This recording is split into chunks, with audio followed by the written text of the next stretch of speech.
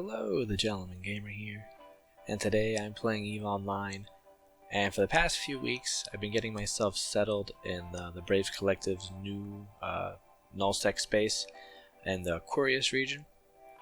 Now, ever since Braves' disastrous evac of Catch, every deployment after that, I've been moving pretty light. Pretty much just getting into an interceptor, making it to the new HQ, and buying whatever I need from the local market. Now, I did it this time as well, but I guess I got here a lot earlier in the announcement than I usually did, and the market was not really set up yet. So I decided that instead of trying to pack all the stuff I needed into a hauler of some kind and braving the 4 jumps into Brave HQ, I decided just to get my interceptor again, buy some blueprints, moving it into the system I was going to mine in, and try to actually manufacture stuff in nullsec this time. So that's what I did. I've been mining pretty much. I've been doing this pretty much every day for the past couple of weeks, and I've been doing pretty well on the ISK side of this. We'll look through here real quick, and all of this stuff here is stuff I produced right here with the next page as well. Like all the stuff I made and put on the market for everyone in Brave to use, to buy, and I made some pretty good amount of ISK so far. So a lot of the things I've been selling are Atrons, like a lot of Tech 1 hulls, ammunition, even some drones I've sold as well. So that's been going pretty well. I'm really enjoying it too. I'm using an app on my phone called EVE Droid, and on that app I can actually check my market orders, not change them or anything. I can look at them. I can see what's sold, what hasn't sold. And there's a few things here that I really haven't sold that I'm not sure I'm going to make again. Like antimatter medium charges, not really selling. Depleted uranium kinda sells. EMP kinda sells. Actually not bad today, so quite a bunch of those too.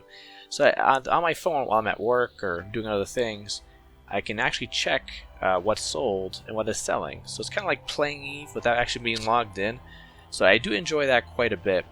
And I also like actually making things for Brave to use, which is actually like something I didn't really expect. I thought it was just for ISK making, but I actually like the idea that whatever I'm making is being used for someone else to, go blow things up with, which is really cool. So let's see, how full am I here? Not really quite full, but you know what? It's good enough. We'll come back later. Let's go to the station real quick. We'll take a look what I bought here. Now, some of the things, blueprints I bought, have kind of been busts. Now, part of that is me not knowing exactly what Brave needed at first, and part of it was things I thought I needed in Courier space that did not turn out to be true. For instance, I bought a BPO for a coercer because usually whatever space Brave goes to, I usually belt rat. I don't like doing anomalies too much. I think it's boring. But when I'm in the mood for ratting, I just take out a destroyer and I go to the belts and I just take out the rats there. And that way, if a neutral comes into the system, I don't feel the absolute need to dock up because I don't have like 100 mil ship ratting. So I bought a BPO for that. But since I got here though, I realized, and I don't remember Blood Raider rats doing this a lot in nullsec. It might be new, or maybe I just never noticed it before, but they're nuding a lot more now. Like, a lot more. I took a microcursor to rat, and like I went to a battleship, I orbited it, give a nice tight orbit so the guns can't track me.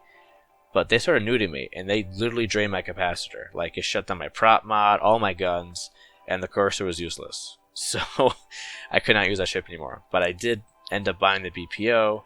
So I mean, I am going to use it. I did use it a couple times when I wanted to make a couple coercers for the standing fleet to use. But for PvE, it was a bust. And I think even for the market here, I don't think many people are actually buying them either. Let's take a look.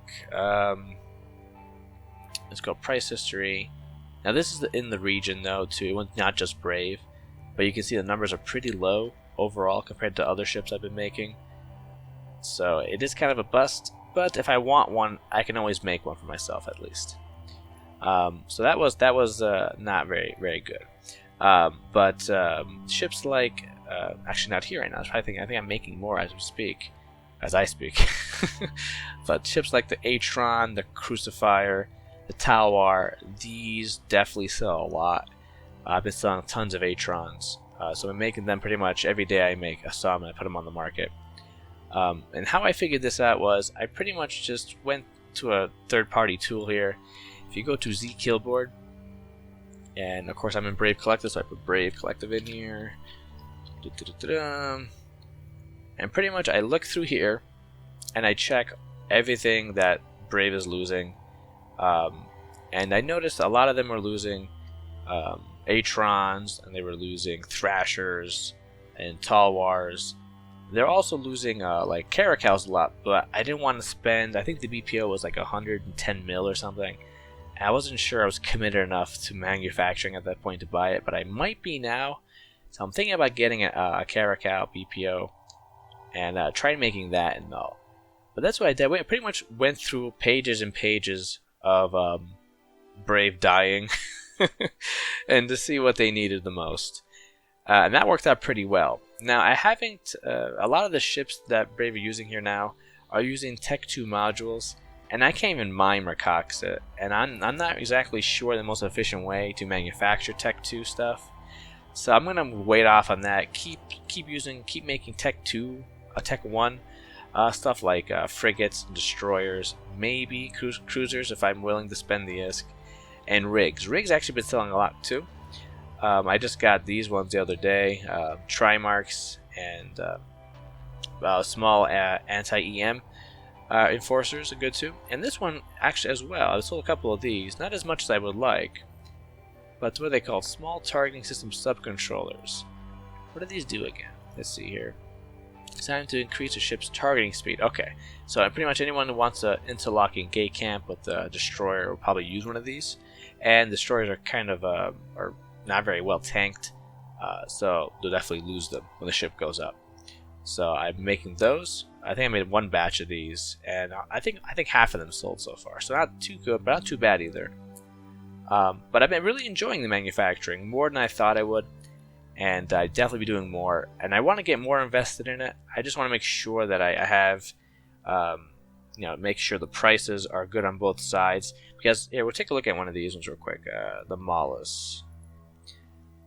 Like, these numbers here aren't always accurate.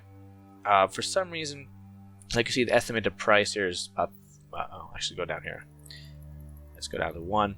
Estimated price here is 427. Let's take a look at the actual market price for the area I'm in. Let's see, about 525. So it's definitely, they're underestimating the price here.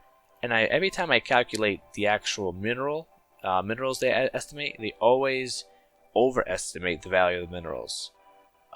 So you're pretty much always making a profit, but you got to be careful because if they get that wrong up, I'm assuming they can get it wrong down too. So I don't want to lose ISK where I can make ISK. Now, of course, obviously, if I was ratting, I'd probably make more money, definitely in the short term. But then there wouldn't be more ships for Brave to blow up, though. So yeah, I figure that's just more fun. For me, it's more fun. I don't min-max my character at all. So even if I'm making less ISK, but I get the other satisfaction of actually making equipment for Brave to blow up, then I think it works. For me, it works out, even if I'm making less ISK. But all in all, I've been having lots of fun out here. Aquarius is really, really fun. It's kind of a weird setup. I have never actually seen something like this before. I'll show you the quote-unquote tactical map. Here is the map they've been giving it to us. Pretty much rules. We have kind of an agreement here between Northern Army over here. We have Pandemic Horde on north here. Kit and Kerrison. I'm not sure who these guys are. So pretty much there were no-go zones before, like the ratting systems, but they've been taken out now, so you can go into these systems. But pretty much we can fight anyone in here pretty much, as long as you don't mess with their SOV, which I think is fine, I guess. I don't really care.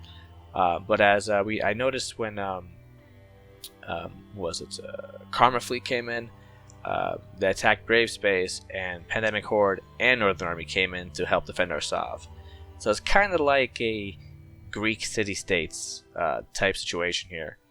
So it feels a little bit safer than before in Catch. But then again, with PL knocking on your door, anything might be safer, I guess, though. But I guess that's it, guys. That's the video, guys. Thanks for watching. If you like the video, of course, leave a like. If you like the content, of course, subscribe.